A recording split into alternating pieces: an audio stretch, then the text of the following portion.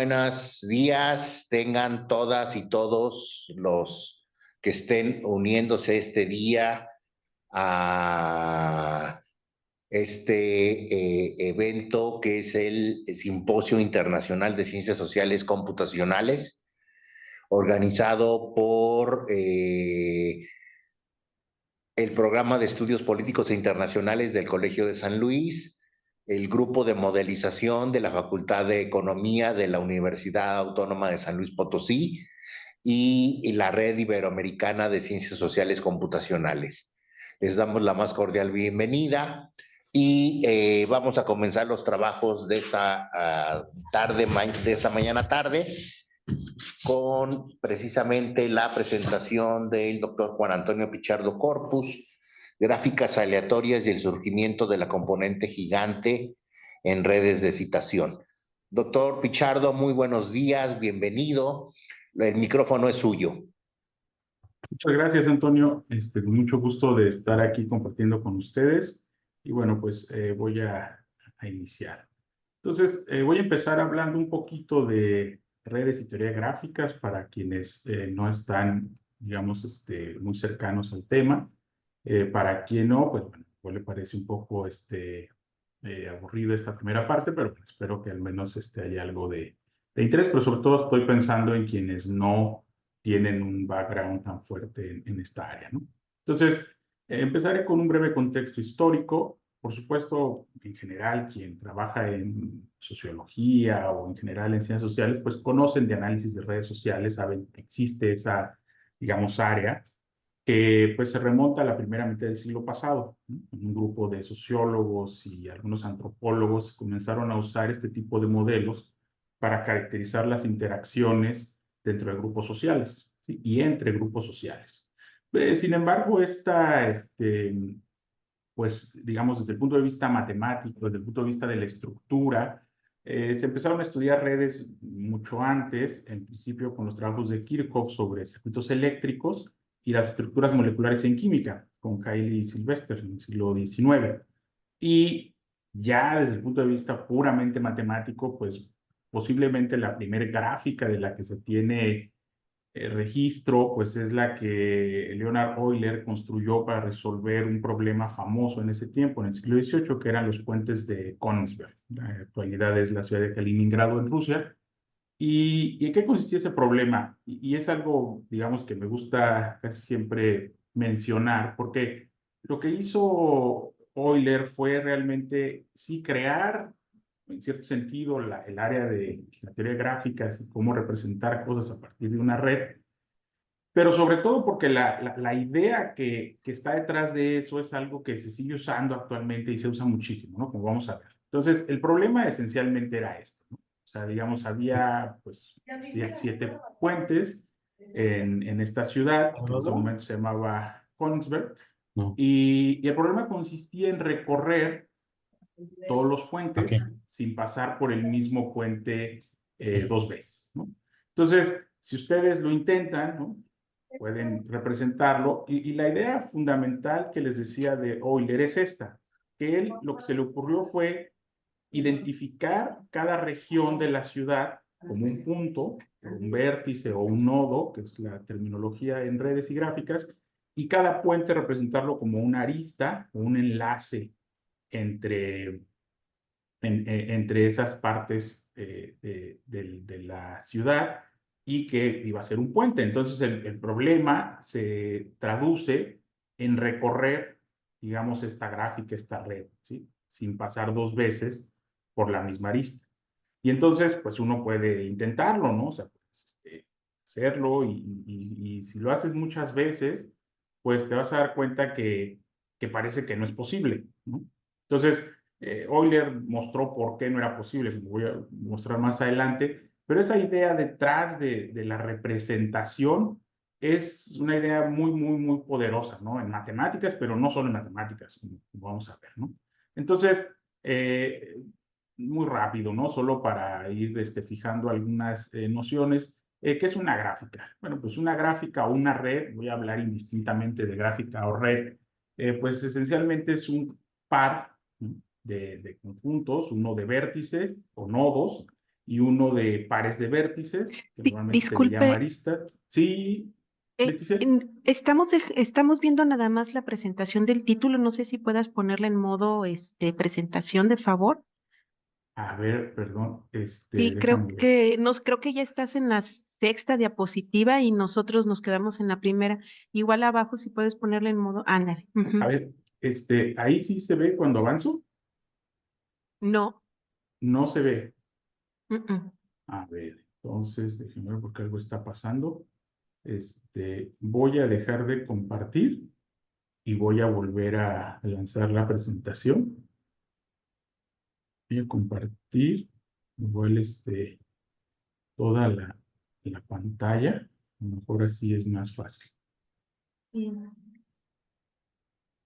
A ver, ahí sí se ve cuando avanzo. Sí, ahora sí, gracias. Voy a regresar solamente a esto, ¿no? Porque, digamos, era una animación que creo que valía la pena. A ver, gracias por comentarlo, ¿no? Yo creí que estaba todo bien. Bueno, solamente es lo que estaba diciendo hace un momento, ¿no? No voy a repetir lo que dije, solamente vale la pena para quienes están siguiendo la transmisión, pues que esta era la animación de la que estaba hablando y del problema, ¿no? De los puentes de Königsberg. Solo por mencionar, digo, hace rato no lo dije, pero ahí está la referencia.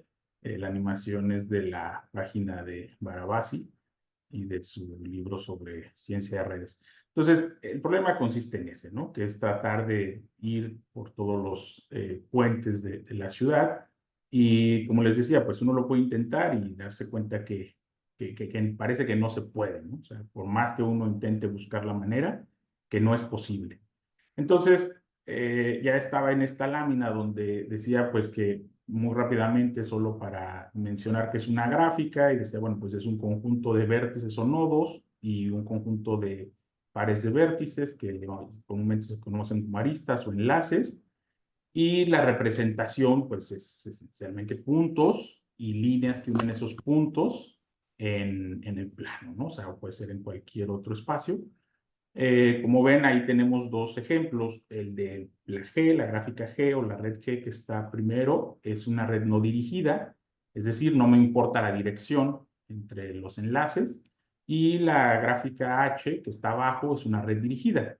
Ahí sí importa la dirección. Entonces, por ejemplo, en la gráfica H existe la arista AB, pero no existe la arista BA, ¿no? Que no hay una arista que vaya en esa dirección. ¿Okay? Y una noción importante de la que voy a estar hablando durante la plática es sobre el grado.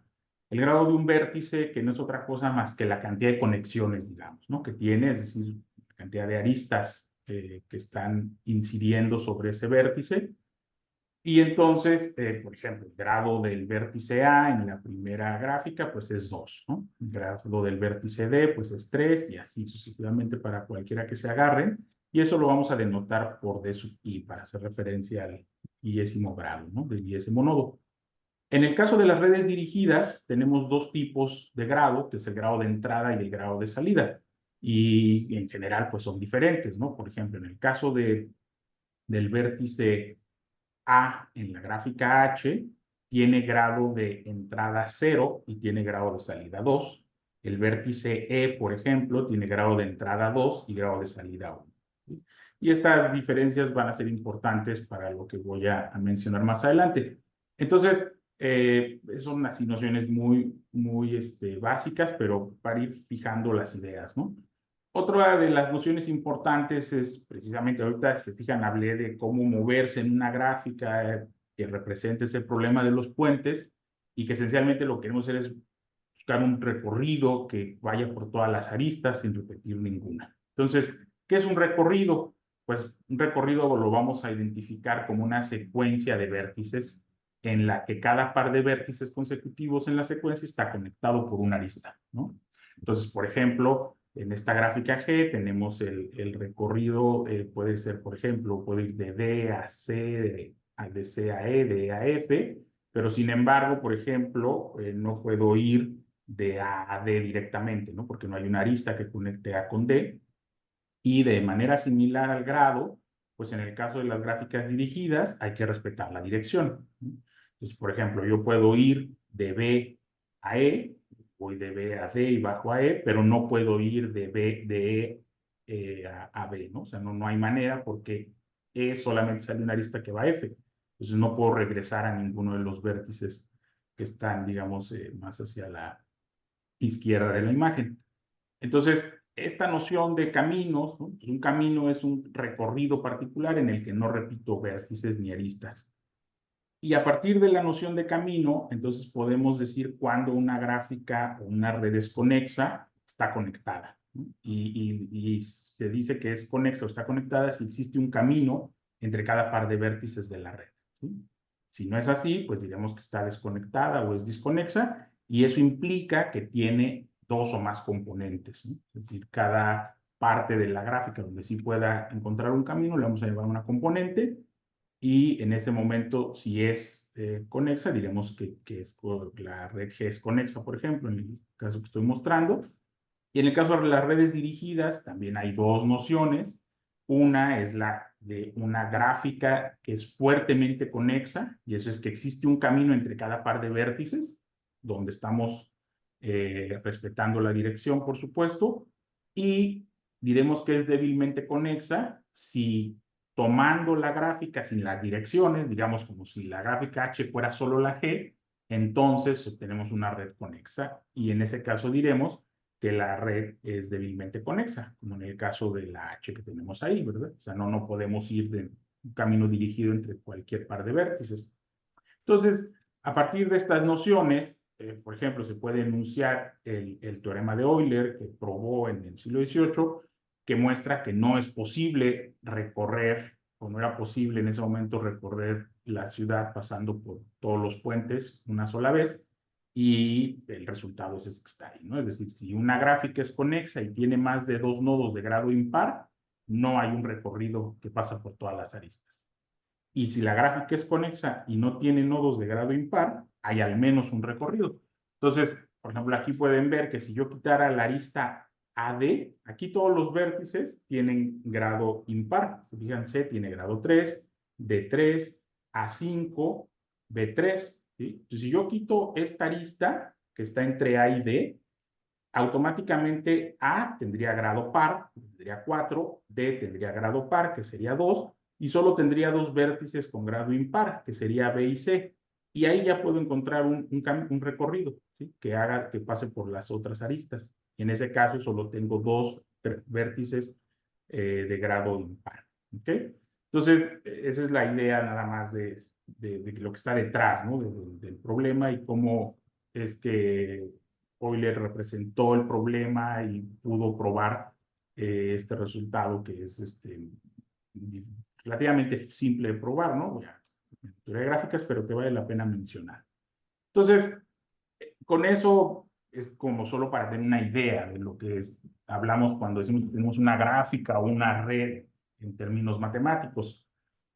Luego, ya en el siglo pasado, también más o menos en mitad del siglo pasado, hubo unos matemáticos, Cerdos y Renyi, que se les ocurrió qué pasaba cuando generábamos este tipo de gráficas de manera aleatoria, qué cosas se podían decir.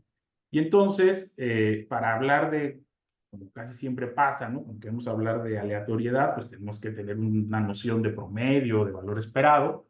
Y en este caso, pues el grado promedio de una red, pues simplemente está definido, pues como sabemos en general en los promedios, pues agarramos todos los grados y dividimos entre el total de vértices en la red, y resulta que eso además es exactamente igual a simplemente tomar la cantidad de aristas, multiplicarla por 2 y dividir entre el número de vértices.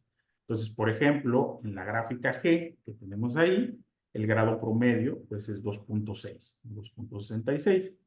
Si agarro la H, pues de manera similar a los otros conceptos que mencioné, también pues va a haber, como ya dijimos, grado de entrada, de salida y grado promedio de entrada, perdón, pues entonces también tiene que haber los dos promedios, pero además resulta que en las gráficas dirigidas esos coinciden, es decir, es lo mismo el grado promedio de entrada que el grado promedio de salida. Y en este caso, eso es exactamente igual a tomar las aristas y dividir entre el número de vértices, nodos. Entonces, para H, por ejemplo, pues es 1.33, que además, si se fijan, en este caso, es la misma, digamos, G es la subgráfica, perdón, es la red sin direcciones de H, entonces el grado promedio es la mitad, ¿no? En el caso de la gráfica de arriba. ¿Okay? Entonces, con esas nociones ya podemos hablar del modelo aleatorio, las gráficas aleatorias tipo Erdos-Renyi. Erdos, además, o Erdős, ¿no? Depende de cómo lo pronuncien. Es un matemático súper famoso, ¿no? Porque existe hasta una cosa que se llama el número de Erdős, que es una curiosidad matemática, pero bueno. El caso es que, y Renyi, pues también fue un matemático de mucho nombre, que además ahora cuando queremos hablar de grandes conjuntos de datos, hay un montón de resultados de Renyi que hay que tener en consideración. Entonces a ellos se les ocurrió un modelo aleatorio para generar gráficas, entonces el cual una manera de representarlo es que tú tienes una cantidad de vértices, una cantidad de nodos, y luego vas conectando vértices con una probabilidad. Entonces el modelo consiste en que tú pones los vértices, de principio sin ninguna arista, luego te agarras una probabilidad, por ejemplo ahí es un sexto, y entonces generas un número al azar, un número aleatorio, ¿sí? Entre 0 y 1, por supuesto, y te fijas si ese número aleatorio es mayor o menor que la probabilidad que fijaste, ¿no? En este caso un sexto. Si es mayor, conectas ese par de vértices, ¿no? Y si no, pues no los conectas. Y así te vas para cada par de vértices hasta que recorres todos los pares de vértices de la gráfica. Pues, por ejemplo, en este caso que tenemos aquí, es una gráfica que, si se fijan, tiene dos componentes, ¿verdad? Está esta, que son 4 vértices, ¿sí? Que está aquí, y la otra componente que tiene los otros 6, ¿sí? que es que se conecta con los otros 4 y así, ¿no? Pues en este caso el grado promedio es 1.6. Y con ese modelo que parece relativamente simple, pues se pueden hacer cosas muy interesantes, ¿no? Entonces, para mostrar más o menos cómo funciona la evolución del modelo, entonces uno se pregunta, bueno, ¿y qué pasa cuando cambio la probabilidad, no? Porque eso es para una probabilidad dada, pero yo puedo cambiar la probabilidad, ¿no? Y entonces ir viendo qué tipo de gráficas me genera, qué tipo de redes, dependiendo de la probabilidad. Y entonces, primer indicador o un primer umbral es cuando la probabilidad está mayor que 0, evidentemente, y menor que 1 sobre n, es decir, 1 sobre el total de vértices que tengo originalmente. Y en ese momento lo que voy a tener son este tipo de estructuras, así como pequeñas componentes, ¿no? Conectadas así, pero en general chiquitas, ¿no? De tamaños pequeños. Y luego eso va a evolucionar y hay una cosa que en física se conoce como transición de fase, que se da cuando exactamente la probabilidad es 1 sobre n. Y en ese momento lo que pasa es que empieza a surgir una componente, digamos que lo que se conoce como una componente gigante, ¿sí? Que va a ser el tamaño va a ser del orden de la raíz cúbica de n cuadrada. Y luego, cuando esa probabilidad es mayor que 1 sobre n, pues esencialmente lo que voy a tener es que casi todos los vértices van a estar conectados en una gran componente, ¿no? O sea, una componente que casi va a tener el total de vértices, y conforme esa probabilidad se haga más grande, pues en un momento van a estar conectados todos, ¿no? Por supuesto. Entonces, digamos, esa evolución es algo que mostraron en su modelo original Erdős y Renyi, y a partir de eso se puede identificar, ya vemos el tamaño, aunque la ecuación esta que está mostrando aquí del tamaño S, ese va a ser el tamaño de la componente gigante, es decir, el tamaño lo vamos a decir solamente como la proporción de vértices que están en la componente gigante con respecto al total de vértices iniciales con los que iniciamos en el modelo. Entonces, esta ecuación pues no se puede resolver, digamos, de manera analítica, ¿no?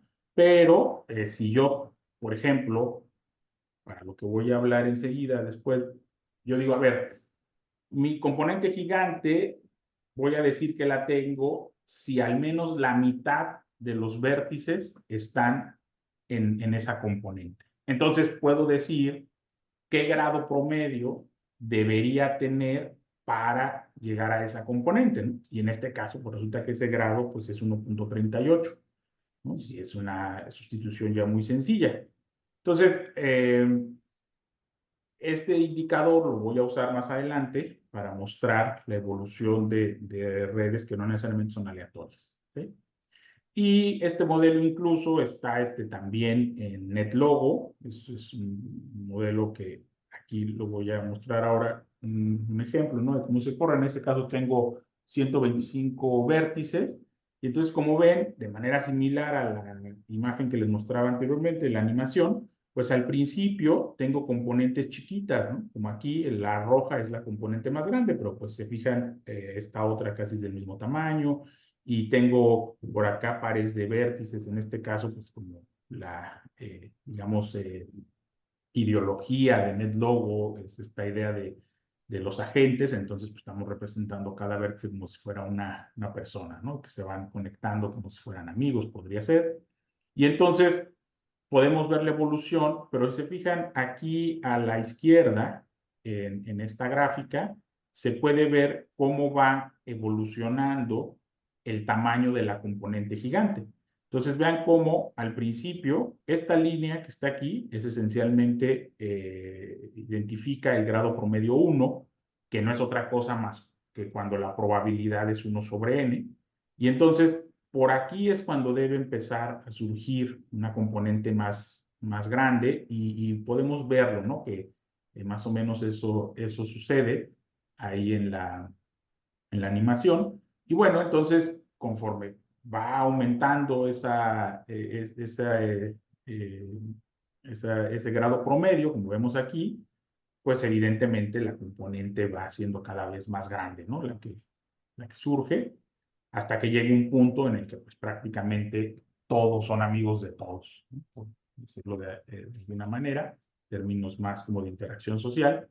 Y bueno, pues ese modelo, pues fue durante muchos años el modelo, ¿no? Que era pues, prácticamente el único que se conocía para estudiar esto. Como les decía, ese artículo de Erdős y Rengyi, pues es de 1959. Entonces, muchos años se hicieron como algunas modificaciones al modelo, ¿no? Modificando la distribución de grado, de lo cual voy a hablar a continuación, hasta que a finales del siglo pasado, en 1998, por ahí, surgió otro modelo, que es el modelo de Barabás y Albert. A diferencia del modelo de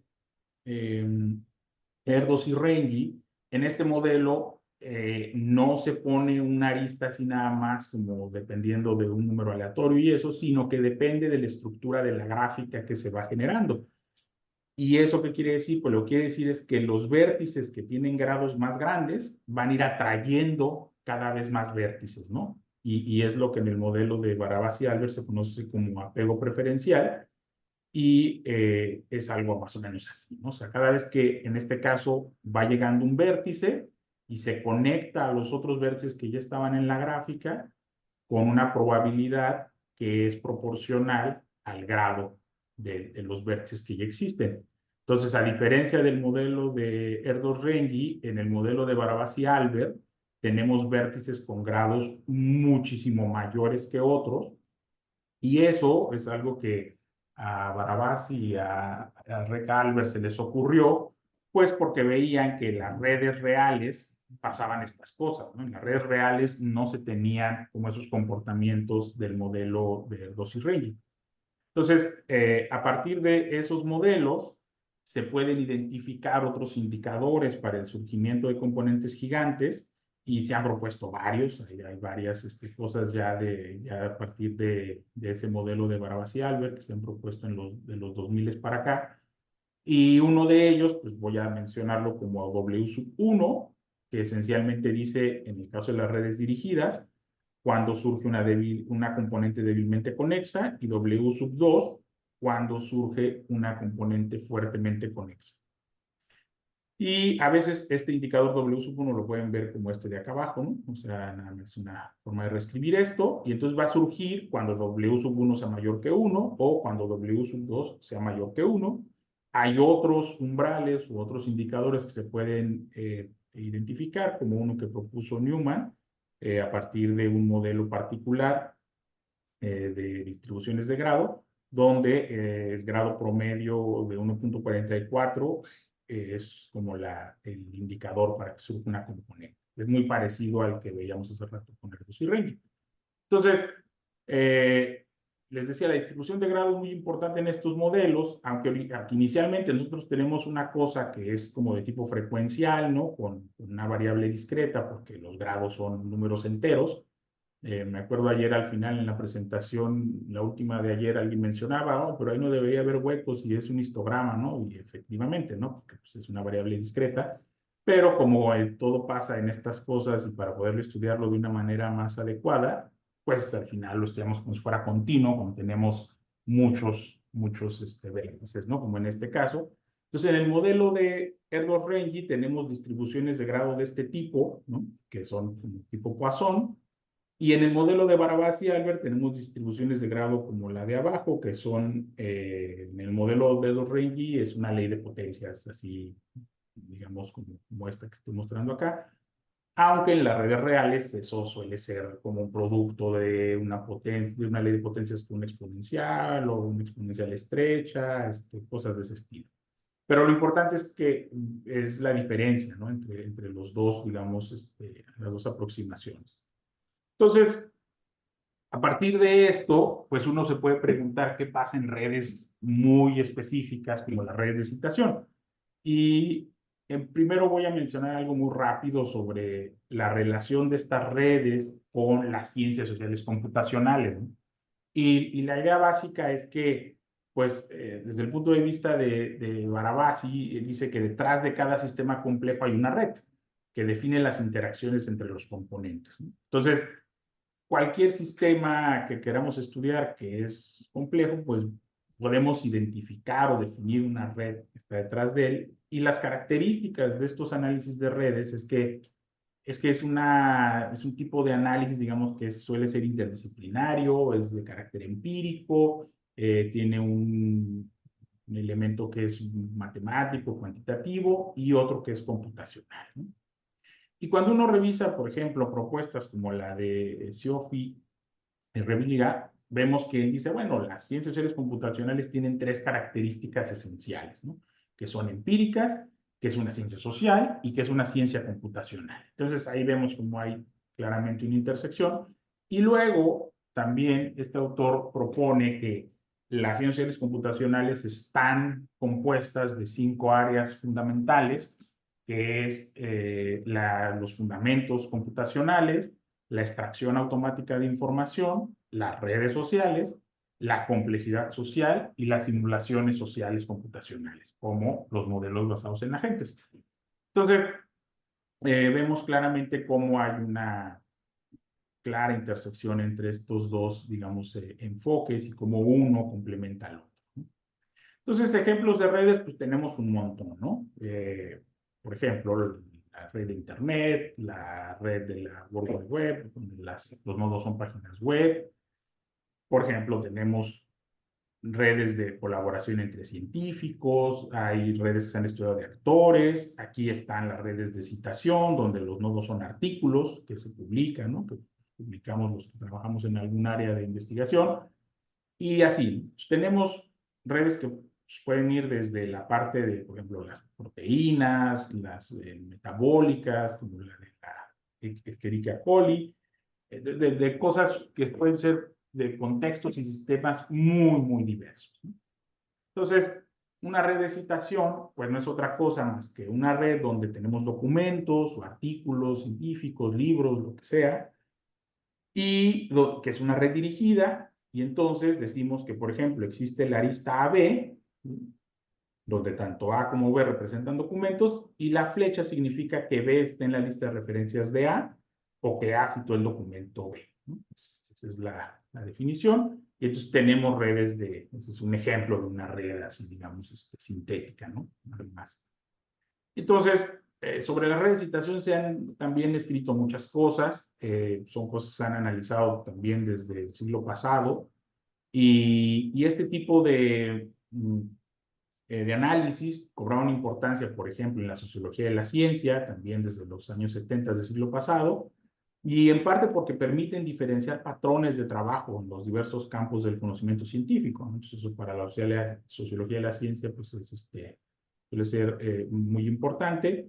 Y de estos análisis después surge el interés también en la política científica, porque todos sabemos, ¿no? Los que nos dedicamos a la academia, pues luego hay indicadores con los cuales te evalúan y resulta que si tienes un índice H más alto, pues eres mejor que otro que tiene uno más bajo, y todo eso ha recibido críticas muy fuertes, sobre todo por gente del área de matemáticas, estadística, que han criticado el uso de los indicadores, pero también en el área de la misma sociología de la ciencia y la política científica, donde se ha mostrado que esos indicadores pues no son muy útiles, pero también son un modelo para explorar cosas desde el punto de vista, digamos, estadístico, matemático, de la física, por la dinámica que se da, las medidas de centralidad, las distribuciones de grado, como decíamos hace un rato. Entonces, hay toda una serie de trabajos sobre esto, ¿no? Y en particular, las distribuciones de grado de redes de citas han sido muy estudiadas, ¿no? Se sabe muy bien que son, les decía hace rato, como tipo estas leyes de potencia con o exponenciales estrechas, y se ha dicho mucho sobre eso. Pero una cosa que se ha dicho poco, que es estudiado poco, al menos desde mi conocimiento, es cómo surgen las componentes gigantes en estas redes, ¿no?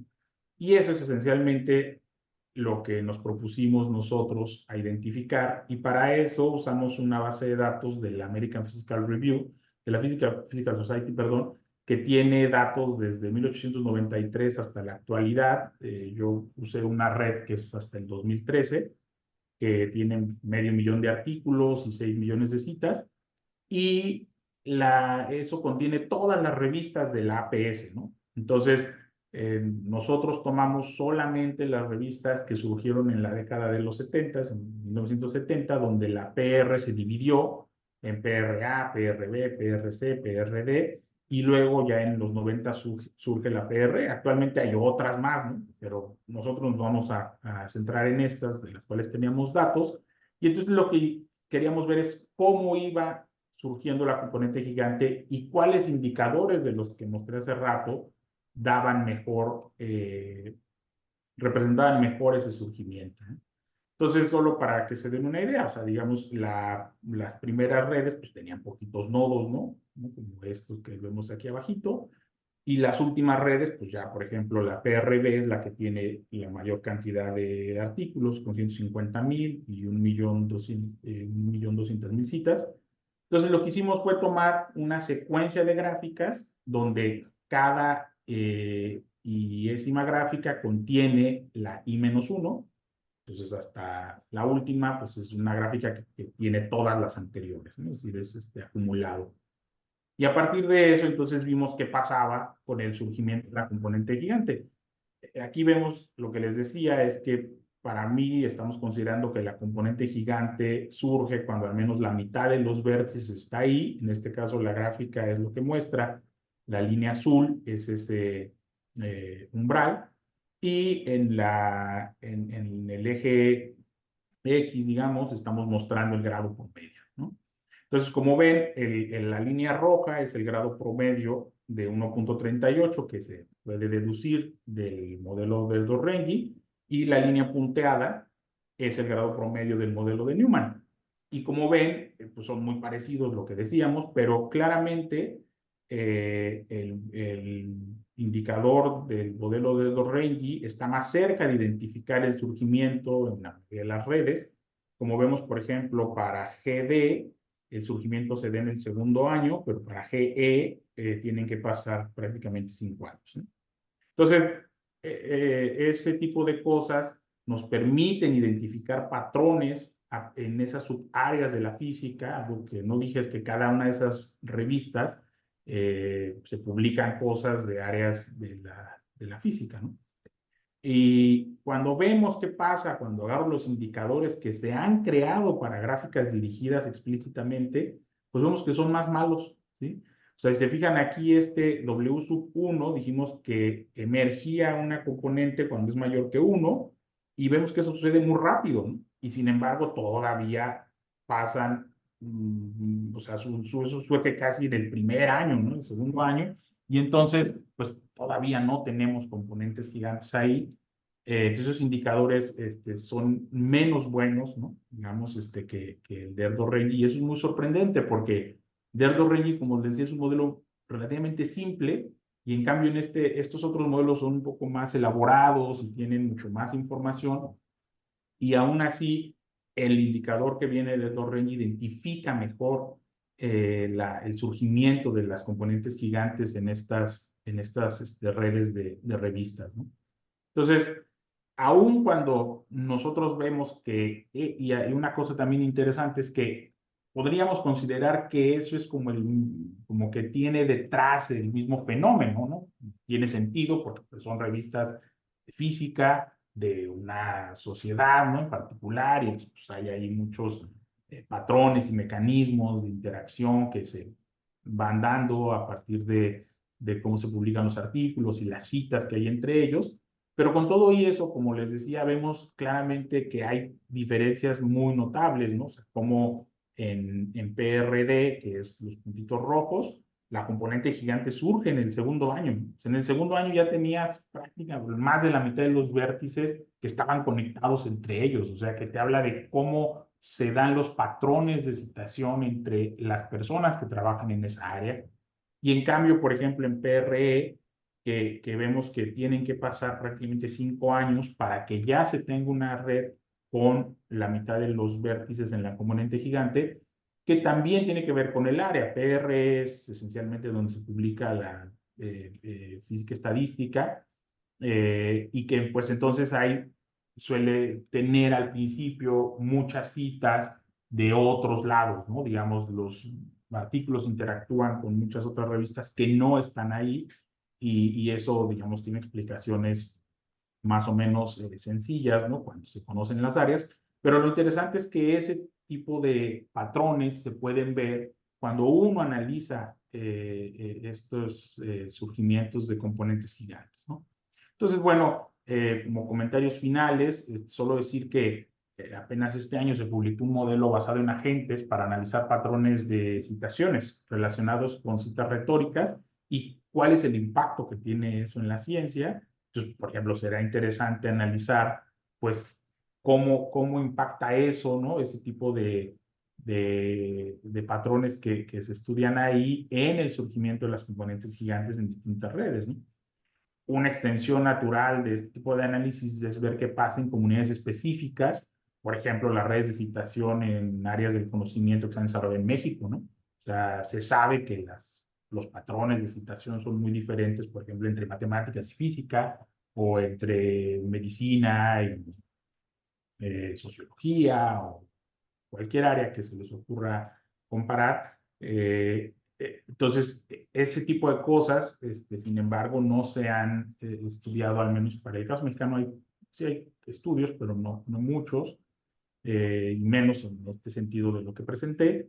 Por otra parte, también valdría explorar si hay otros modelos, ¿no? Como uno que se publicó el año pasado, específicamente para identificar cómo surgen componentes fuertemente conexos en redes dirigidas, que capturen mejor, ¿no? La ausencia de esta red, de estas componentes en las redes de citas, porque en las redes de citación, eso lo pasé rápido en una lámina, pero las componentes fuertemente conexas no existen, ¿no? Porque pues eso implica que hay caminos dirigidos entre todos los pares de vértices, y por definición de una red, pues en principio se cita lo que ya existe, aunque hay algunos pequeños ciclos que se forman por distintas razones. En general, pues no hay redes, no son componentes fuertemente conexas. Entonces, esos modelos que se han propuesto, digamos que no logran capturar eso, ¿no? No logran capturar la ausencia de esas componentes en estas redes, y será interesante ver si estos modelos más recientes pueden identificar ese tipo de patrones, ¿no? Y bueno, las referencias ahí están. Y de mi parte sería todo. Muchas gracias. Muchas gracias, ¿Preguntas? doctor Pichardo. Le agradecemos. ¿Sí se me escucha? Sí, sí, sí. Ah, ok, perfecto. Muy bien.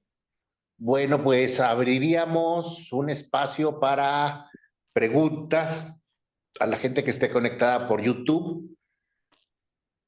Aquí me voy a permitir leer las preguntas que hayan surgido.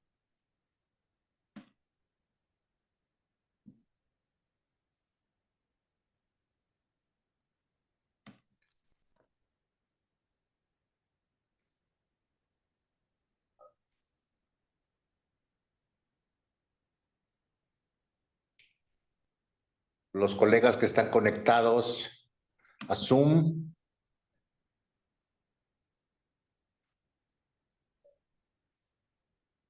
Hola, yo tengo una pregunta.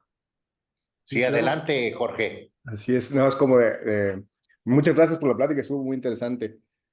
Ahorita que platicabas de cómo hiciste esta red, ¿no? En estas revistas de física y platicas, bueno, algunas de estos cuates citan afuera de la revista, ¿no? Entonces eso ya no lo represento en esa red. ¿Hay algún tipo de resultados que tú conozcas? Estoy pensando en como la visión sociológica de cada disciplina, ¿no? En que existan ciertas comunidades que se citan mucho dentro, por ejemplo, de una colección específica de revistas, otras que son naturalmente más diversas, y entonces por eso, para entender la red, tendremos que ir a muchas publicaciones diferentes, o no sé, ciertas universidades les gusta cierta revista, cosas así que de algún modo reflejen como la cultura, ¿no? De qué manera trabajan personas en diferentes disciplinas científicas. No sé si tenga sentido mi pregunta. No, sí, tiene todo el sentido del mundo. De hecho, son cosas que se han estudiado más o menos también con cierta profundidad. Por ejemplo, una cosa precisamente por lo cual a veces se critica estos indicadores que se han propuesto para medir como eh, el impacto científico es precisamente que, por ejemplo, no puedes comparar el factor de impacto de una revista de matemáticas con el factor de impacto de una revista de medicina, ¿no? Porque las revistas de medicina suelen citar muchísimo más que las revistas de matemáticas. Es decir, la lista de referencias en las revistas de matemáticas son chiquitas comparadas con las revistas de medicina. Entonces, eso, por supuesto, tiene razones de ser, no es que sean necesariamente como citas infladas o lo que sea, ¿no? Pero, por ejemplo, eso se sabe bien, ¿no? Se ha estudiado bien, entonces, por eso siempre los factores de impacto, pues hay que estudiarlos en el cuartil del área donde la revista está para que tenga cierto sentido. Por otro lado, también una cosa que tiene que ver con lo que mencionabas es que se ha estudiado cómo surgen, por ejemplo, nuevas áreas, ¿no? Entonces, por ejemplo, el caso de ¿cómo se llama?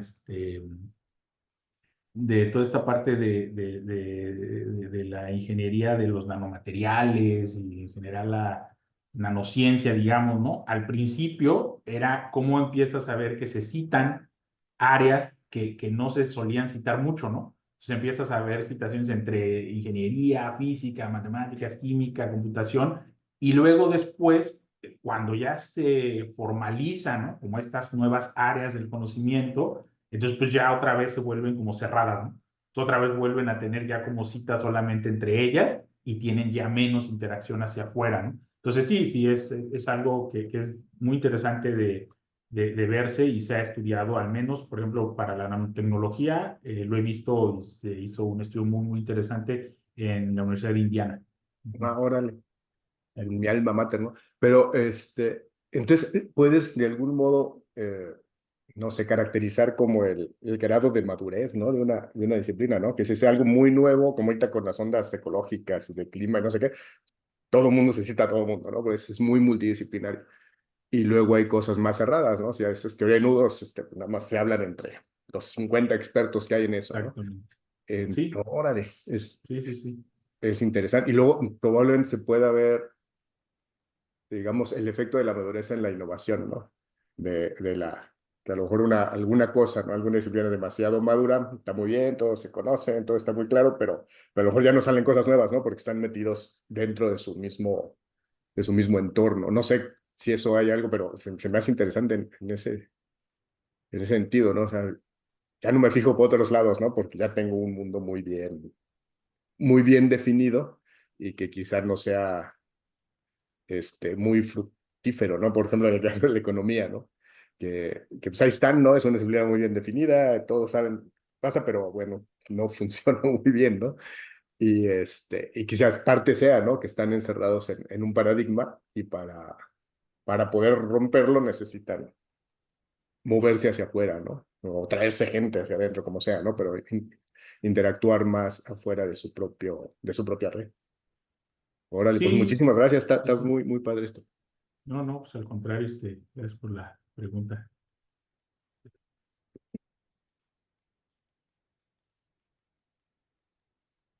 Muy bien, seguimos con el micrófono abierto para preguntas de la audiencia. Le agradecemos al doctor Zazueta sus preguntas, muy interesantes. No sé si alguien más tenga preguntas.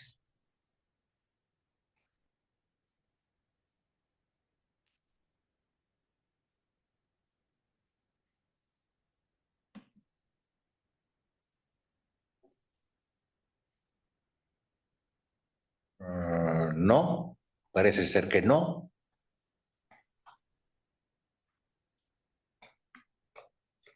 Una pregunta, doctor Pichardo.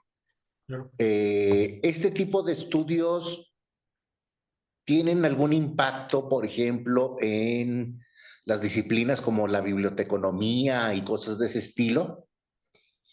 O Sí, sea, ¿hay realmente un diálogo entre bibliotecólogos y modelizadores, estudiosos de redes, que pues yo entiendo que a veces hacemos cosas que a nosotros nos parecen interesantes, pero luego hay algo muy interesante que es la falta de diálogo interdisciplinar, que es precisamente donde pues publicamos a veces en un journal muy adecuado para la técnica, pero que nunca va a ser revisado por la aplicación, por el aplicador. Entonces, no sé si este tipo de trabajo sobre citaciones, sobre componentes gigantes en redes de citación, pues tenga algo que decirle a los bibliotecólogos, por ejemplo. Estoy pensando precisamente en ese campo de conocimiento, que al final de cuentas viene siendo también una ciencia social. Y no sé si conozca usted trabajos donde haya precisamente esa interacción. Sí hay. No es, como mencionas, en general es difícil, ¿no? Que se den luego a veces ese tipo de interacciones, pero sí hay. En México, por ejemplo, está la revista de biblioteconomía de la UNAM, donde hay algunos trabajos de este tipo. En particular, bueno, unos colegas tenemos un trabajo ahí, donde analizamos otro tipo de cosas, pero digamos como con este mismo enfoque, ¿no? O sea, desde un punto de vista pues más computacional y matemático, pero pues que se busca complementar los análisis, ¿no? Que se hacen desde ese enfoque de la biblioteconomía. Entonces, sí hay. También hay el journal de Scientometrics, Informetrics. Suele haber también ahí artículos donde incluso los colegas, ¿no? O sea, a veces ves publicaciones donde hay gente pues más de la biblioteconomía, con computación, con matemáticas o sociología de la ciencia, ¿no? También. Entonces sí hay, no es tan fuerte, ¿no? Como a veces se quisiera, pero sí creo que es un área que en los últimos años precisamente ha madurado como en esa dirección, ¿no? O sea, hacia la interacción entre gente de distintas disciplinas para entender mejor este tipo de fenómenos digamos, las ciencias de la información y sus impactos fuera de ahí, ¿no? Ok, muchísimas gracias, doctor Pichardo. Pues creo que no hay más preguntas por parte de las personas que nos están siguiendo y les agradecemos que nos estén siguiendo en esta mañana a través de YouTube. No sé si hay alguna pregunta más por parte de los colegas que están conectados por Zoom. Si no es así, finalizaríamos la primera ponencia. Le agradecemos, doctor Pichardo,